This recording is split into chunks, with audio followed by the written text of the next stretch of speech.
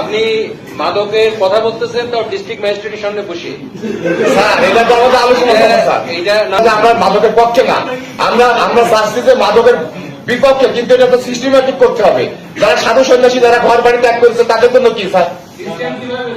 এই ধরনের কথা বারবার বলুন, কঠিন অ্যাকশন নিব আপনার যেমন না কেন, ঠিক আছে? আমাকে চিনেন না আপনি। আমাদের লালন মেলা যে অস্বীকার করুক, এটা অস্বীকার করার কিছু নাই স্যার। এই মেলা হয়, আমরা দেখি, আমরা 11তম দেখছি এবং বিভিন্ন সময় দেখতেছি স্যার। আমাদের কথা যে আমরা মাদকের পক্ষে না, আমরা চাচ্ছি যে মাদকের বিপক্ষে, কিন্তু এটা তো সিস্টেমেটিক করতে হবে।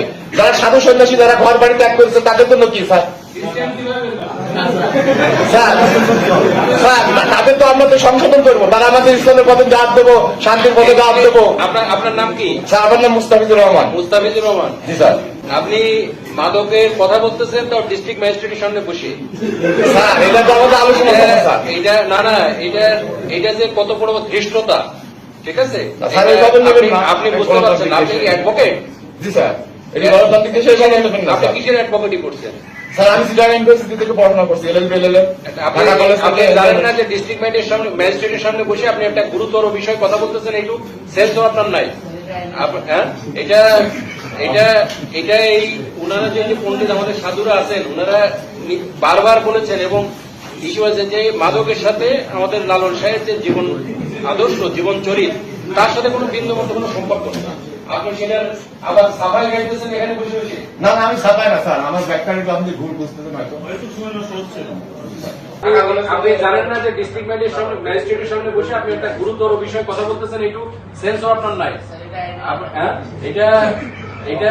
এটা এই ওনারা যে পণ্ডিত আমাদের সাধুরা আছেন, ওনারা বারবার বলেছেন এবং ইস্যু আছে যে মাদকের সাথে আমাদের লালন সাহেব যে জীবন আদর্শ, জীবন চরিত, তার সাথে কোনো বিন্দু মতো কোনো সম্পর্ক নেই। আপনি সেটার আবার সাফাই গাইতেছেন এখানে বসে বসে। না না আমি সাফাই না স্যার, আমার ব্যাখ্যাটা আপনি ভুল বুঝতেছেন হয়তো। এই ধরনের কথা বারবার বলুন, কঠিন অ্যাকশন নিব আপনার যেমন না কেন, ঠিক আছে? আমাকে চিনেন না আপনি। না না আসছেন, কিন্তু এই ধরনের কথা খবরদার ভুলে উচ্চারণ করবেন না। এটা করলে কঠিন অ্যাকশন নেব, তখন কিন্তু আমি ডিস্ট্রিক্ট ম্যাজিস্ট্রেটের ঠিক আছে? সুতরাং এই ধরনের সাফাই দেওয়ার কোনো চেষ্টা করবেন না।